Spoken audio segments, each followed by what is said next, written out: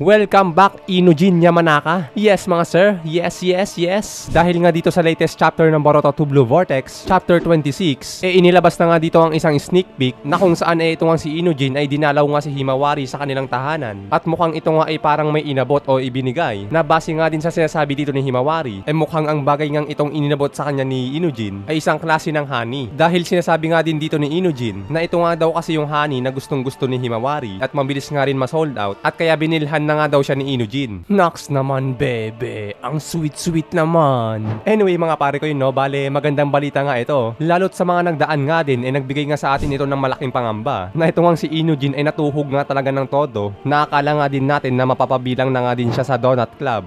Donut Club na mga butas ang mga tiyan. Pero dahil nga na-cancel ang lamay, nangyaring na-cancel nga din ang membership at hindi nga siya napasama kay Neji. Nangyaring dito na nga rin in-reveal ang kapangyarihan ni Himawari na isa nga sa kanya mga abilidad is yung makapagpagaling na mga injured or mga malubhang sugat. Nabukod nga dyan sa tulong nga rin ni Sakura na isang medical ninja, dito nga mas lalo pa nating nakumpirma na naisalba pa nga talaga o mas nalagay pa sa kaayusan si Inujin. So ayun nga yung summary ng mga pangyayari sa nagdaan mga pare ko no? At para na nga din dun sa mga hindi pa talaga nakakaalam or baka nakalimutan na or sa mga gusto pang humabol sa kwento, ayun nga ang nangyari kay Inujin sa mga nagdaan. Okay mga pare ko, clear tayo dun ha. Then now mga sir, dahil na nga rin sa muling pagpapakita dito ni Inujin, dito nga masabi na nga rin natin na mas lalong magiging malaking tulong nga ito. Lalo't si Inujin nga ang anak ni Ino Yamanaka. Lods, teka muna. Ano namang kinalaman dito ni Ino Yamanaka? Oo, anak nga niya si Inujin. Pero ano bang connection niya dito sa pagkakaroon nga ng magandang balita? So heto guys, makinig kayo no. Magiging malaking tulong nga talaga ito. Lalo't sa mga nagdaan nga ay nakita din naman natin na si Ino Yamanaka nga ay parang lumalaylo na o lumalayo na kay Shikamaru. Umiiwas na nga siya kay Shikamaru dahil parang sumasalungat na nga daw ito sa kanya or sa mga nangyayari sa kanilang bayan. Dahil lalot nga rin sa isang punto na unti-unti na nga natutunugan o naliliwanagan na nga si Shikamaru sa mga nangyayari na based na nga din sa kanyang mga kalkulasyon,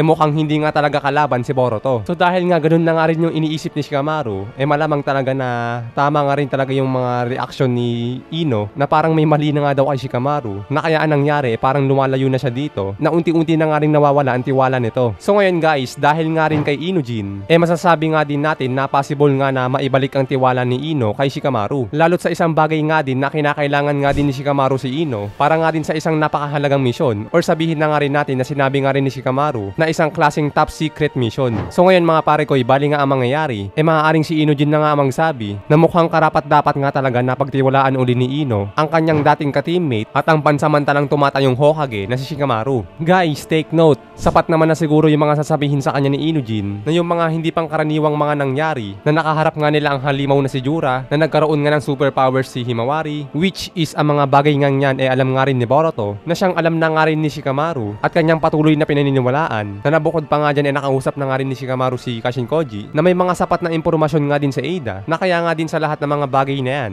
na siyang may kaugnayan nga rin sa mga impormasyon na meron si Inujin na kapag nalaman nga ni Ino at sinabi sa kanya ng kanyang anak, I guess sapat na nga yun guys para magtiwala uli si Ino sa kanyang mga kasama. Lahat nga ng impormasyon na yun mga pare, sapat yun. Lalo tatandaan din natin guys, mas sinusuportahan pa nga ni Inujin ng kanyang iniibig na si Himawari sa mga bagay na sinasabi nito. So dahil nga para kay Himawari hindi naman kalaban si Boruto, ayun guys, magiging plus points pa yun para masabi nga din natin na mas lalo pang maniwala si Ino na tama nga talaga ang mga sinasabi ni Shikamaru. Mga pare ko, take note, kinakailangan talaga ni Shikamaru si Ino. Mas mahihirapan kasing makaporma si Shikamaru kung pati nga kasi na isa sa mga malalapit niyang ka-teammate hindi nga rin nagtitiwala sa kanya. At saka bukod sa dahil na si Ino ang kinuha ni Shikamaru para nga dito sa top secret mission, itong si Ino nga din kasi ang head ng sensory unit. Yes mga pare ko, ayun nga ang pinakadahilan ni Shikamaru. Bukod nga kasi na si Ino ang pinagtitiwalaan ni Shikamaru, ang mas maganda pa doon si Ino na nga din ng head ng sensory unit, which means malaking bagay yon para sa isang top secret mission na kinakailangan nga din ng pinakatagong mga information na pag-uusapan, which is kayang gawin ngayon ni Ino sa lahat ng oras o anumang lugar. So napakagandang komunikasyon yon mga pare ko no? Dahil nga masabi nga rin natin na napakaligtas na nga no, napaka-safe na para nga sila nga lang din na makakaalam or para hindi nga rin mag-leak yung mga information na ilalabas at malalaman nila. Silang dalawa lang talaga makakaalam. Likewise nga din o katulad nga lang din ng ginagawa nila Ada at Kashinkoji. Fit nga rin talaga yung mga ability nila para nga din sa mga patago or mga private na pag-uusapan. So parang ganun lang din mga pare ko.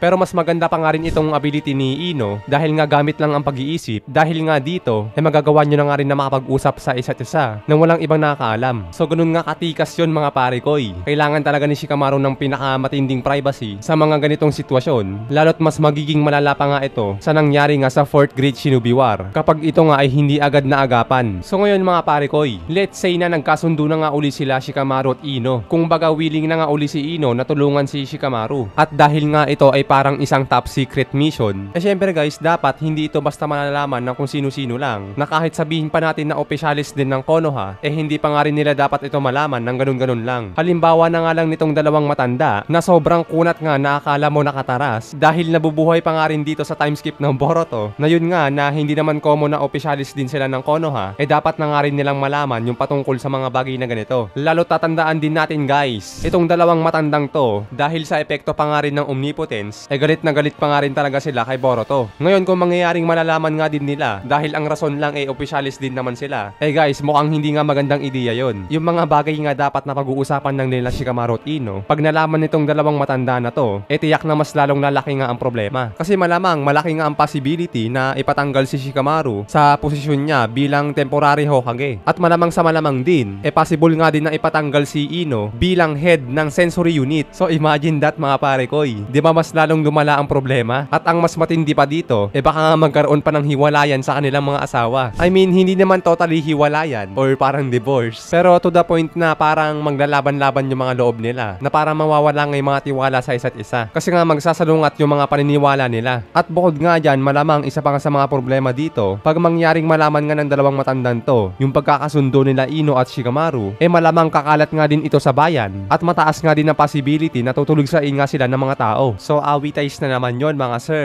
At ang pinakamalaking problema pa dito, possible pa nga rin na baka nga ipahuli pa sila. Or sa kabilang banda, tumakas na nga lang din sila at lumabas ng kanilang bayan. Likewise nga din dito kay Boruto at Sasuke na napilitan na ngang lumabas ng Konoha. So overall mga pare ko, lalabas na parang rebelding ninja na nga rin sila. Malamang na ikukonsidera nga sila ng mga tao na ganun. Mga taksil, traidor o mga rebelding ninja. Kaya strictly dapat sila na hindi malaman ng dalawang matandang to ang kanilang mga nalalaman o paplanuhin. Pero ito mga pare ko, para sa akin kung ako si Shikamaru, siguro ipapatumba ko na lang tong dalawang matandang to Kasi noon pa man, alam naman natin na wala na nga talagang ambag itong dalawang to. Pero wala tayong magagawa guys dahil nilagay dyan ng author itong dalawang yan na marahil may purpose din itong dalawa sa hindi pa nga natin alam na kadahilanan. But anyway mga pare ko, yun nga na yung pagbabalik nga dito ni Inujin, mukhang hindi lang ito basta dun sa magiging relationship niya kay Himawari, kundi patungkol nga din ito sa pagiging anak niya kay Ino, na ang bagay ngang yun ay maaaring nga makatulong sa kinakaharap nga nilang sitwasyon ngayon dito sa Boruto Timeskip 2 Blue Vortex. At kaya hanggang dito na nga muna tayo guys. Maraming salamat sa inyong panonood. And any opinion guys, i-comment lang dyan sa ating comment section below para malaman nga din natin yung mga sarili nating opinion. Maraming salamat mga pare koy. Sana'y nag-enjoy kayo. Keep safe palagi. Anime Tagalog Talakayan nagpapaalam.